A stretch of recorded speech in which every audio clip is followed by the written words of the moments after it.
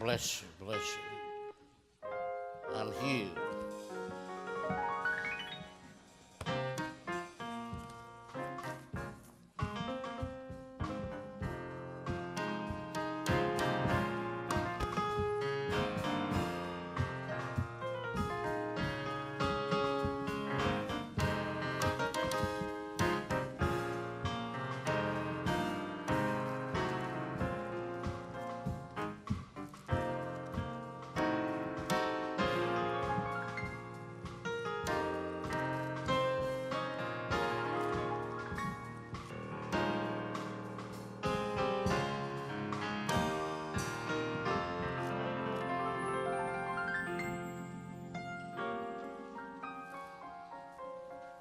I like that song.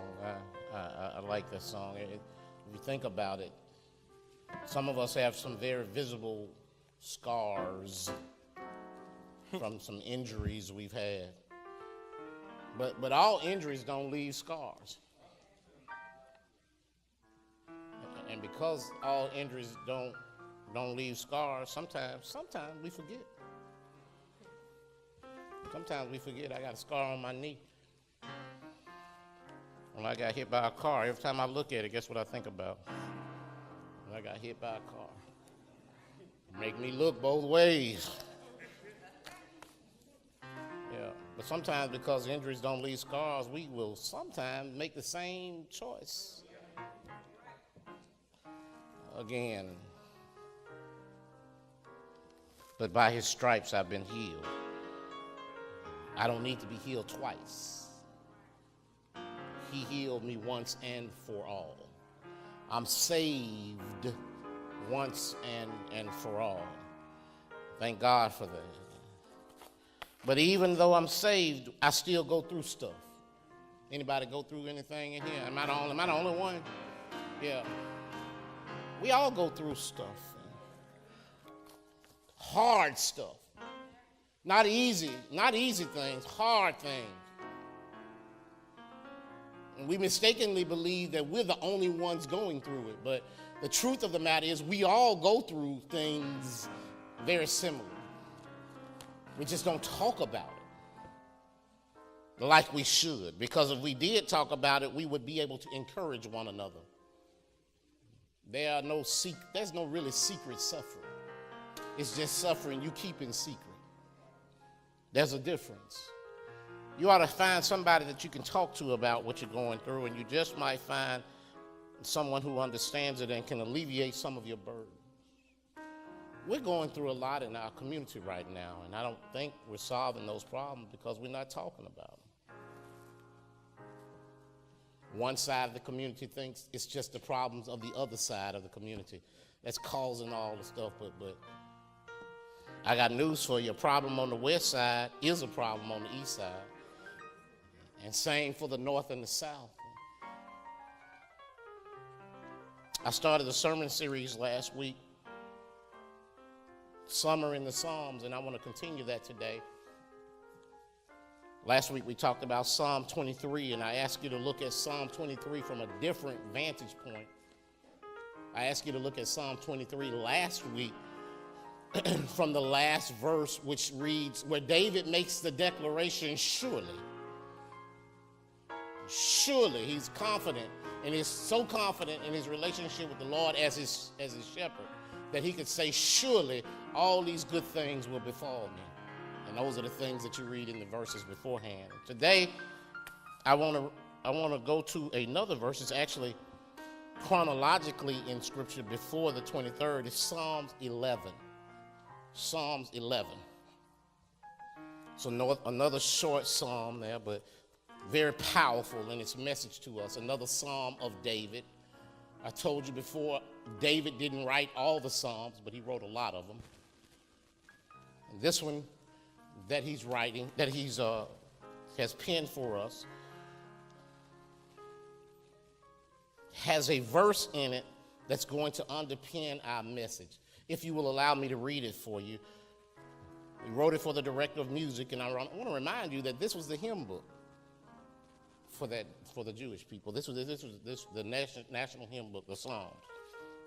I don't know how it would sound if somebody tried to sing it, But let me read it for you. It said, in the Lord I take refuge. How then can you say to me, flee like a bird to your mountain? For look, the wicked bend their bows. They set their arrows against the strings to shoot from the shadows at the upright in heart. When the foundations are being destroyed, what can the righteous do? The Lord is in his holy temple. The Lord is on his heavenly throne.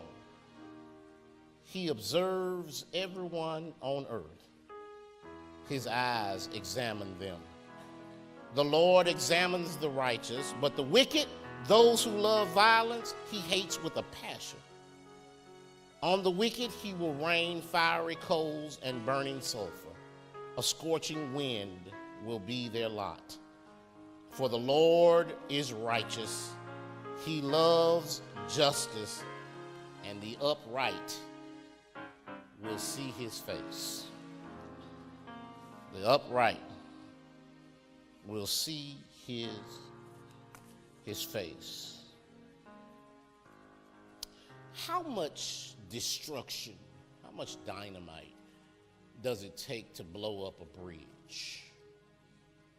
How much, if you're going to implode a building, how much dynamite or explosives would it take to actually do that? That's a question of engineering and architecture. But what if the building is not a physical building? What if it's a spiritual building? How much evil does it take to bring it all the way down? What if it's not a spiritual building? What if it's your life? How many bad things have to happen in your life before you feel like it's been completely destroyed? What has to happen? What's too much? Where's the point when you say, I can't take it no more? You've destroyed me. We just read about all these situations going on, talked about all these situations going on, and some people they're not going through their first crisis. They're going through their latest crisis. I can't even say it's the second one. I remember when my mama was sick, it seemed to me that the thing that got her the most was having to get up and go to the doctor. That seemed to draw so much energy. Just the act of getting up and going can be so stressful sometimes. And it's not because doctors are bad people. It's just because there's so much unknown when you get there. And so pray for folk. And that's why I always hope that people have somebody to hold hands with, somebody to talk to when they go to the doctor, because that can be a frightening situation. And some people are so afraid of it, they just stop going. They just don't go to the doctor because I don't want to hear what they got to say. It may be something good. It may be something that can help them with their situation if they go ahead and go in there, but they're just so afraid of going to the doctor. There was a movie some time ago, I don't know, some of y'all might remember it talking about the military. It's called Force 10 from Navarone. It was a big movie, Force 10 from Navarone. One of the big climax scenes in the movie, they were trying to stop the Germans from invading a certain area over in Europe. And the American forces had allied with some other nationalities. And they knew that if they could bring a bridge down, that they could stop the Germans from getting to their troops because they would cut off all their supply lines. And so all the smart Americans were running around and they studied the bridge and they came up with the amount of explosives, Ms. Daniel, that they needed to blow that bridge up. And so they went and they said, we got to calculate it. We know about how much explosives we need, and if we put it in just the right place, it'll blow it up. And one of the foreign soldiers said, well, I grew up in this area, and I don't know what your calculations are, but you don't have enough dynamite to blow up that bridge. You can put it whatever you want down there, but I know they made those walls 20-something feet thick, and you're just not going to blow it up. He said, but I tell you what, there's a dam down the road. He said, and there are millions of gallons of water being held behind that dam. And he said, if we simply go and we place the same explosives you have in just the right place on the dam, we might be able to accomplish what you want. So they gathered all the material they had, and he walked them around the dam on the walls. The dam was huge.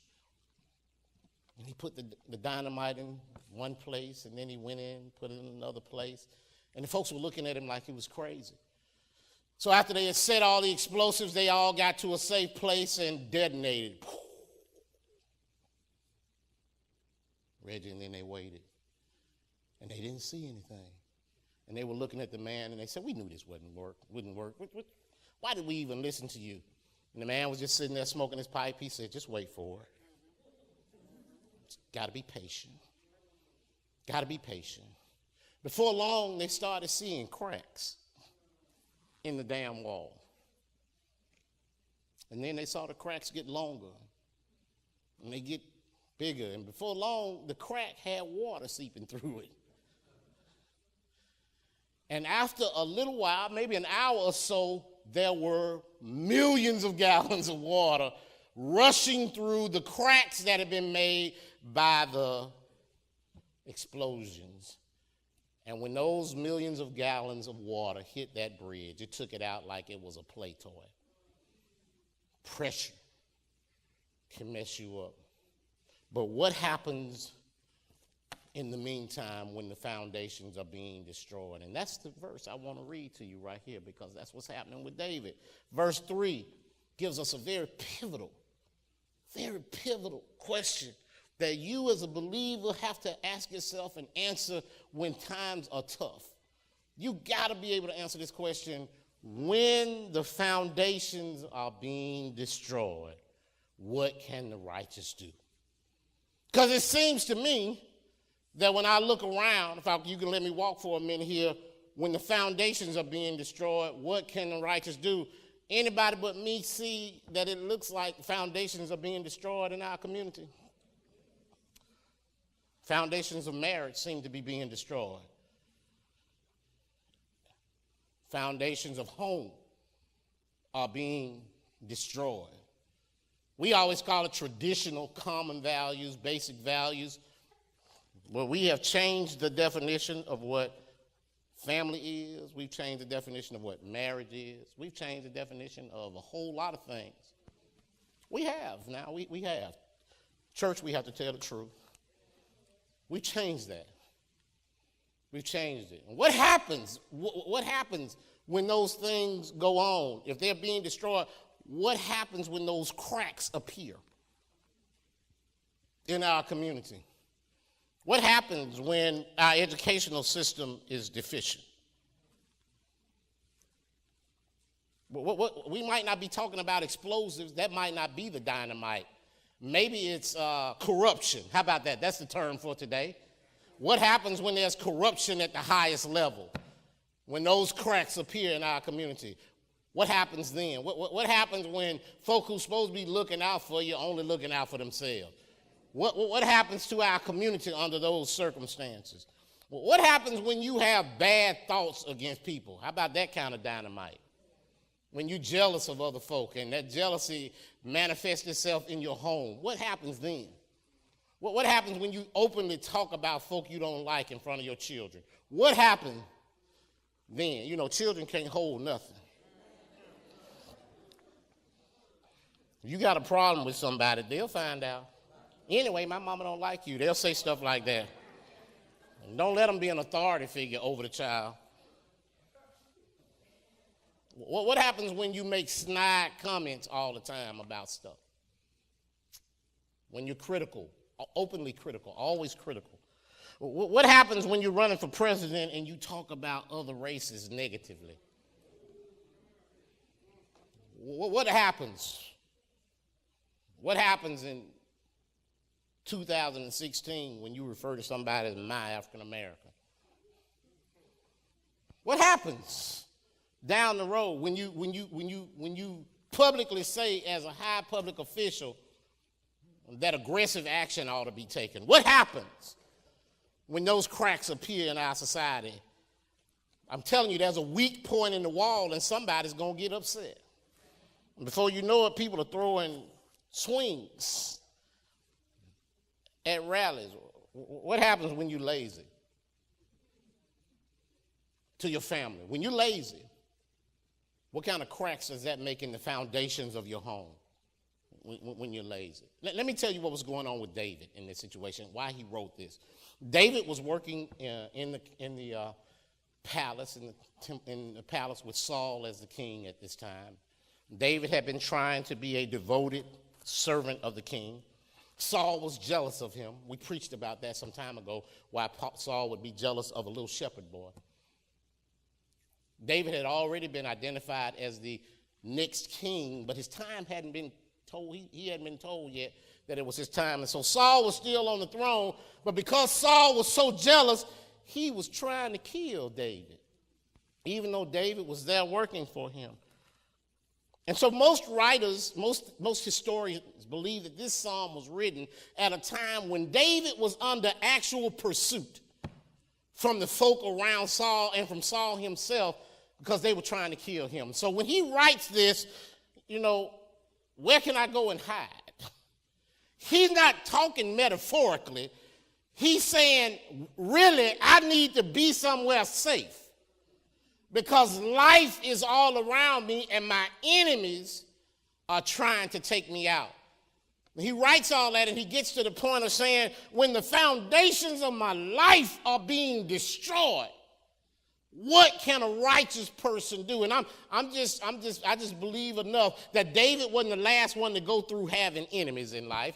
He wasn't the last one to have somebody after him for no reason. He wasn't the last one to go through things that you just don't understand. The question is, when you find yourself in that situation, what do you do?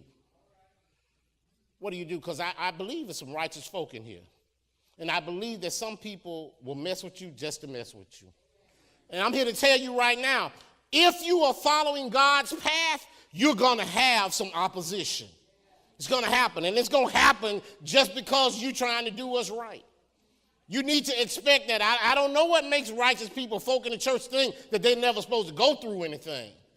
The exact opposite is true, and the Bible tells us that it's true, that you're going to have opposition. Satan does not want you to be successful. He just doesn't want you to be successful, because your success for Christ hurries his demise.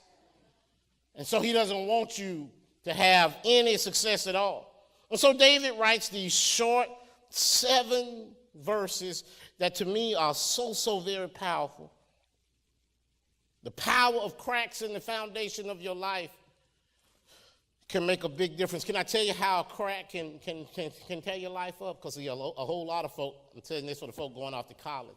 You may not have bad habits going off to college, but when you get to college, somebody might convince you that it ain't really no harm smoking a little reefer every now and then. That's what they're going to tell you. And they might even tell you, it clear your head up before you go to class, and you can think better. You can think, I'm trying to tell you, you can think better. And so you hit you a little doobie every now and then.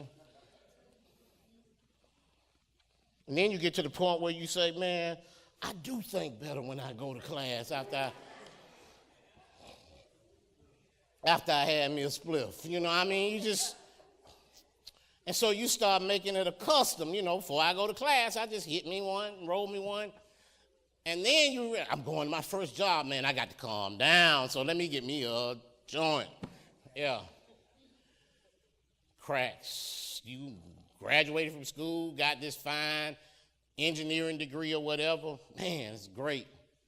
Only problem is, because you got this little habit, this little crack that started in your life, it can have far-reaching implications. You forget that when here comes GE, they're ready to give you a job. Man, you did so well, you attribute that to all your process. And that process includes getting high every now and then. And so when it's time for you to take your place in the workforce, you sign up and they want to hire you, but oh yeah, there's a little thing called a drug test. Drug test that you got to have before you can get the job. And then if you get on a job, they're going to want you to be bonded while you're on it. But you got a crack in your life that can come along and spread and create much problems. Now, I know plenty of folks sitting on the sideline because they started some things in their lives that have created explosions. They won't tell you that's the reason, man. They say they just went with somebody else. They won't tell you the reason they can't get the job is because they keep getting high. They also won't tell you that at this time in their life they're addicted to that marijuana and they can't really stop, because to do that would be to admit a weakness. But that's how little things, I'm here to tell you, the best thing to do is don't start it. That's the best thing to do it. Now, I can tell you right now, we're going to tell you a whole lot of things it's best to never start. And at some point in life, you got to be the judge yourself and determine whether or not you're going to do it. But I'm here to tell you, if the truth be told, if I want to have an altar call right now on folk who started stuff and realize later that they should have left it alone, then we'd have to open the back of the church for all the folks standing up here at the aisle, because we all started something and later realized that it tore up our lives. One of the things we started was a relationship with a fool. In fact, when he walked up on you, he had a T-shirt on that said fool. But he was fine. Woo, he was fine. And he was talking what he was talking. Yeah, and he just created a crack in your life that you've never recovered from. And sometimes it's she wearing some blue jeans that said fool down the side. Yeah. You didn't see fool. You were looking at something else. That's why you didn't see fool on her jean. Yeah, you just thought she was a brick house. Create cracks in your life that people never recover from. Yeah, just tear you up. And so how do we, let me get out of this. How do we deal with these cracks? How do the righteous people, once you got into a place in your life and you know that the Lord is with you, how do you deal with it? Saul is chasing David into the wilderness. The psalm comes when he's desperate. He writes it. When the foundations are destroyed, what can the righteous do? A lot of preachers take this context and they turn it upside down and they say they want to let you think that there's nothing the righteous can do when the foundations in your life are being destroyed. And I came to tell you, no, that's absolutely not the case. When your foundations are being attacked, when you realize that there are fissures and cracks forming in your life that may ultimately upend you, you still have to go back to the basics. The basics always take care of us. And the first thing you need to do is remember your commitment. The scripture tracks this now. Remember your commitment. Look. Remember your commitment. Remember whose side you're on. Okay, whenever you're on the Lord's side and he's on your side, you have a majority. You're already okay. The first thing the scripture says, in the Lord I take refuge. In other words, I've hid beneath his wings. He can take care of me. And because of that, because I'm with the Lord, I don't have to run.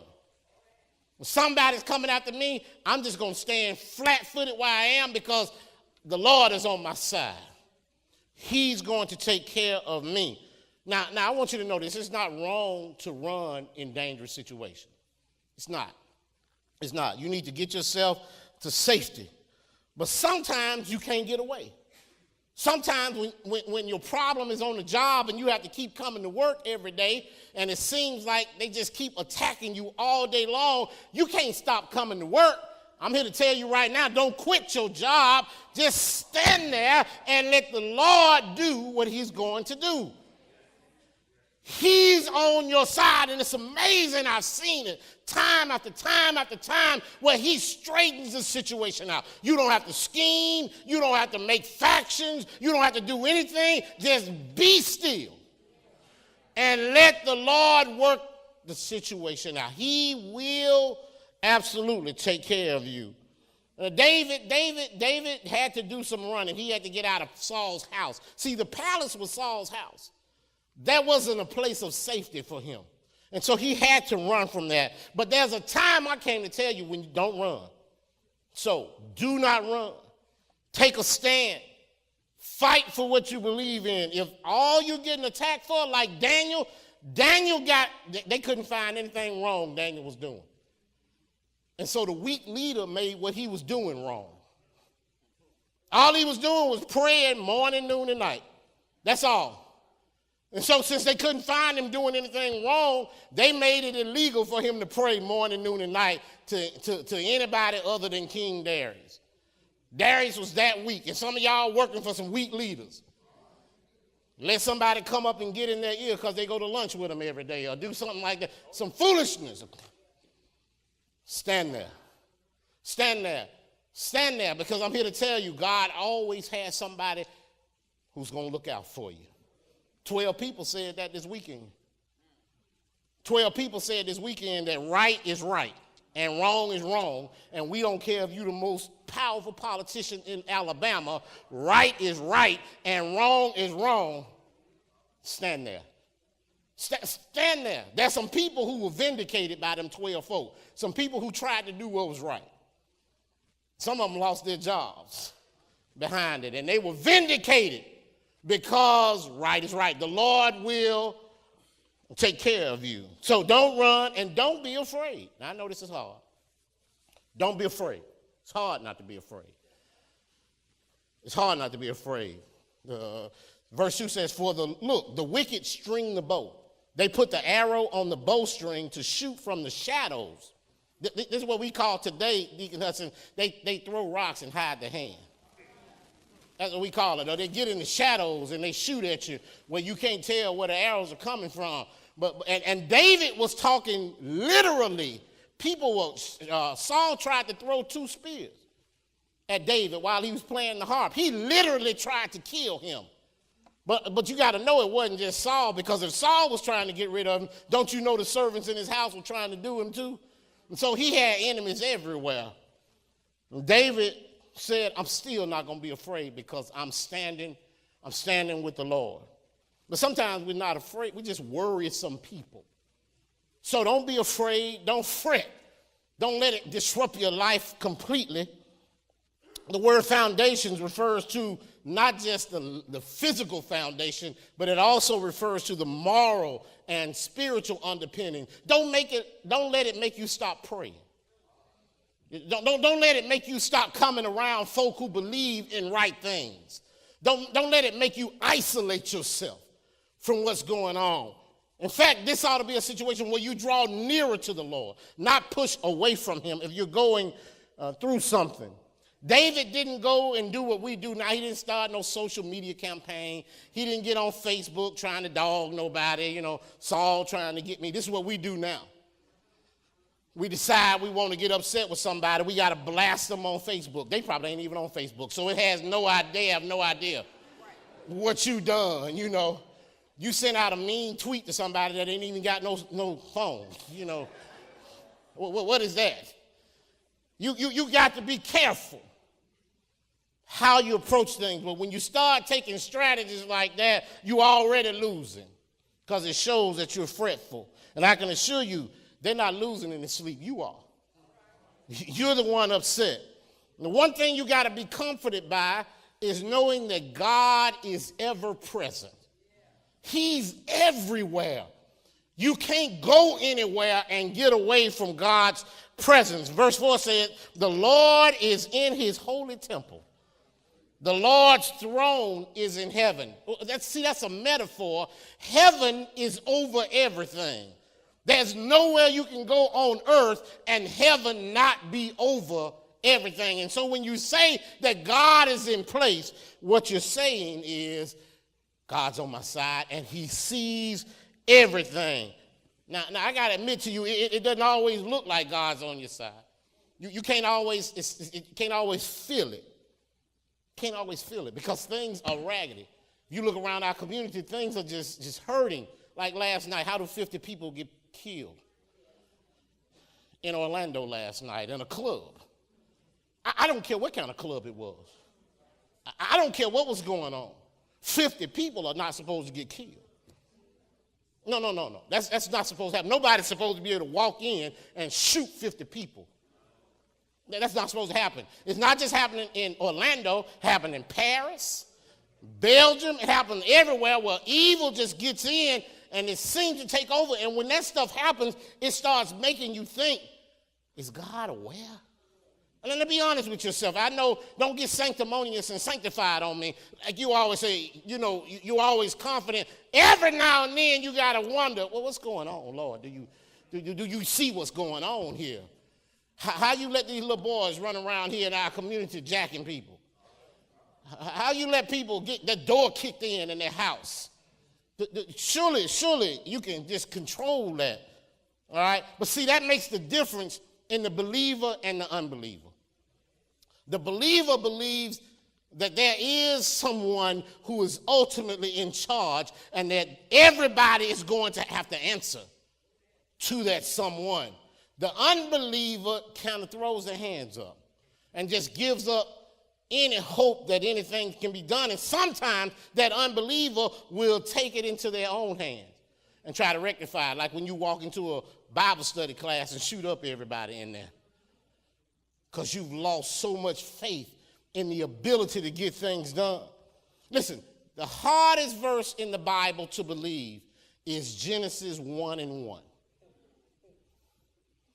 That's the hardest. You can read through the whole Bible. The hardest one to believe is in the beginning, God created the heaven and the earth. If you can believe that in the beginning, God created the heaven and the earth, then everything else falls in line after that.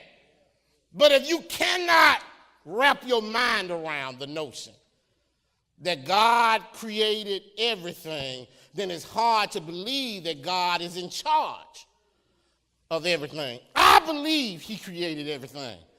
I believe not only that he created everything, I believe he's still controlling everything. And I believe he gives us enough space, enough margin to make our own choices on some things. And guess what, y'all?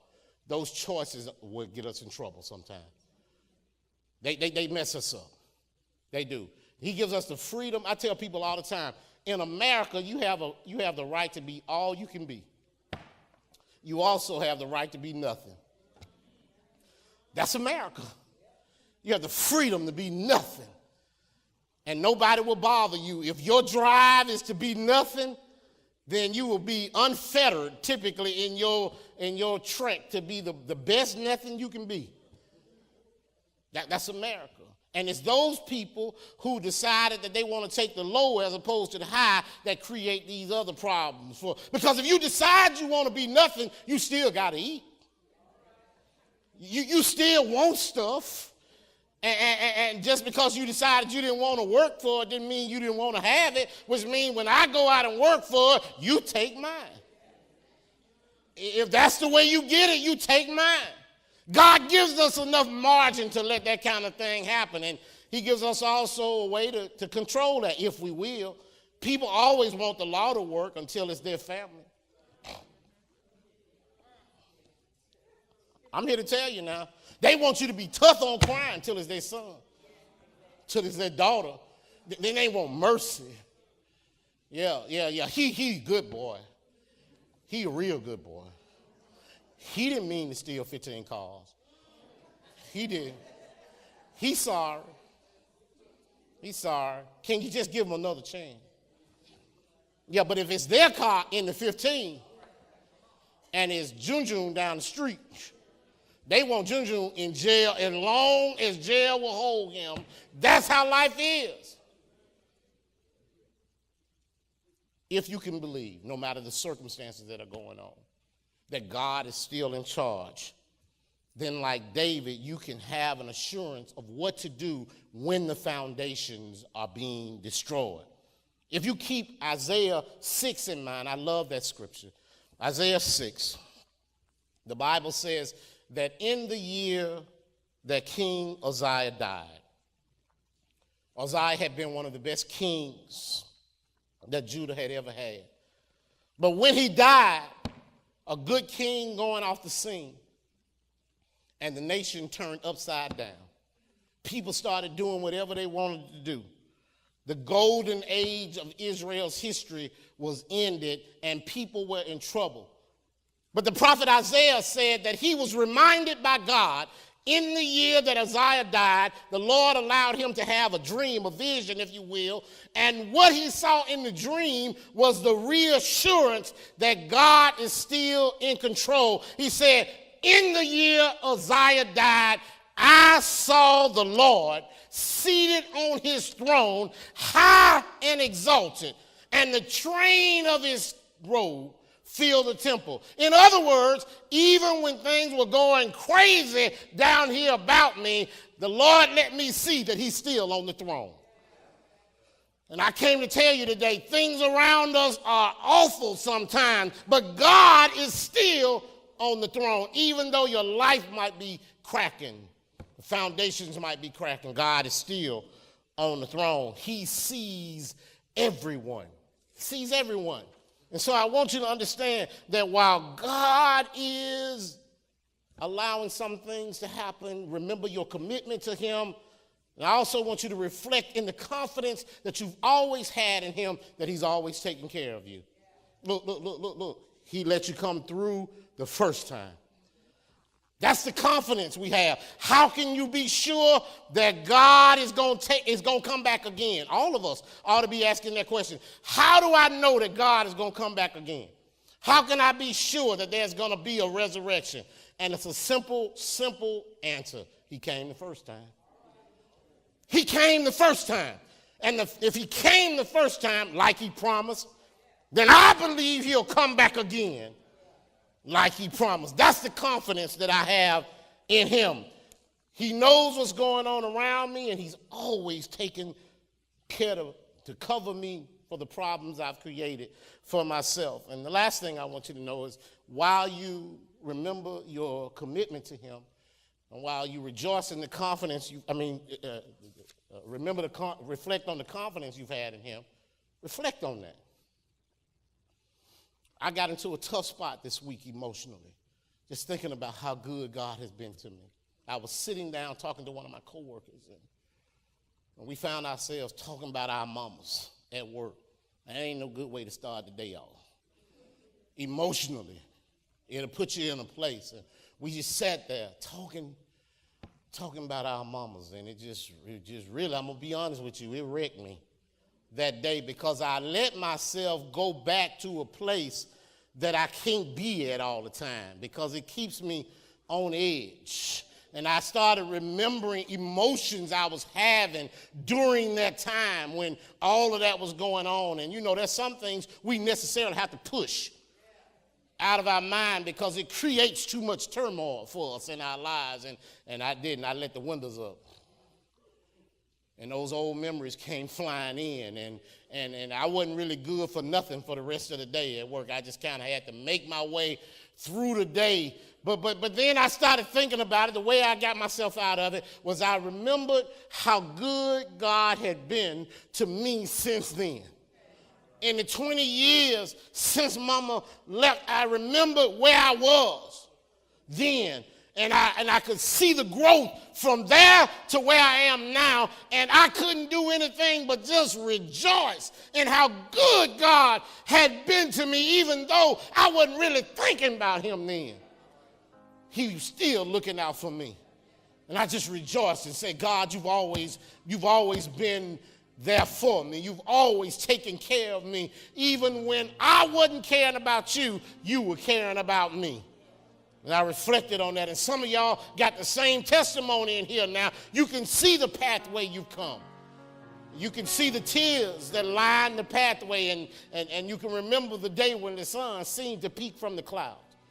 and you started to see a brighter day. You could see that, how it started. And so I want you to know, remember your commitment to the Lord. Don't be afraid of what's going on, even though things seem to be raggedy right now. I also want you to rejoice, reflect on your confidence in him. And the last thing I want you to do is rejoice in the conclusion that you know is going to happen. How do we keep on going and doing this? How do I keep preaching anyway, teaching anyway, working anyway, dealing with people anyway, helping people who don't want to be helped? We had a drug court graduation Tuesday, specialty court graduation. That's one of the big things that I do at work. I don't often tell you the details of what I do at work, but we have specialty courts, specialized courts. You know, it's like in doctor's offices, you go to an internist, or you go to somebody who's got a specialist, an endocrinologist, you go to them. Well, we got that, and we're developing that in the court system now. That's how we help people. We have judges who specialize in drug treatment, and judges who specialize in domestic violence, those kinds of things. And so many of the programs I've started at the court, and 3 of them graduated. Some people who had finished drug court, gun court, and veterans treatment court. We had a great celebration at Boutwell. It was our 15th graduation since 2009 when I started there. 15, we have 2 a year. And we sat there and we cheered and we celebrated, and folk got up and they talked about how good God had been to them. And they talked about how raggedy their life had been and how God had brought them to a place. They talked about the jobs that they have now and the fact that their families are taking care of them. And we celebrated. And then we told the ones who hadn't graduated, all right, let's keep pushing, let's keep pushing. And one of them got in the car. He didn't graduate that night, but he was on track to graduate. And before the 10 o'clock news, he had been killed.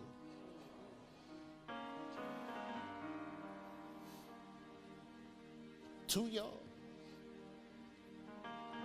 Too young. Killed is forever. Dead. Forever. Trying to get right, I think. I'm here to tell you. Those kinds of things affect you. And when you start working, trying to help folk, and it look like they can't get out of their own way sometimes. I'm here to tell you, young folk, be careful what you plant in your life. Because weeds grow just like flowers. Weeds will come along just when you think your flower garden is growing real nice. The weeds will come along and choke the life out of your flower garden. That's how it is. I mean, you'll see it, you'll go out. Like right now, when I go home in a little bit, I'll go and Karen's planted flowers out there in the yard, and they look real nice, and then right there in the middle, a weed will be popped up. I get in there, and I snatch that weed out. Because the weed will tear up your flowers. And that's how it is in your life. It'll destroy it.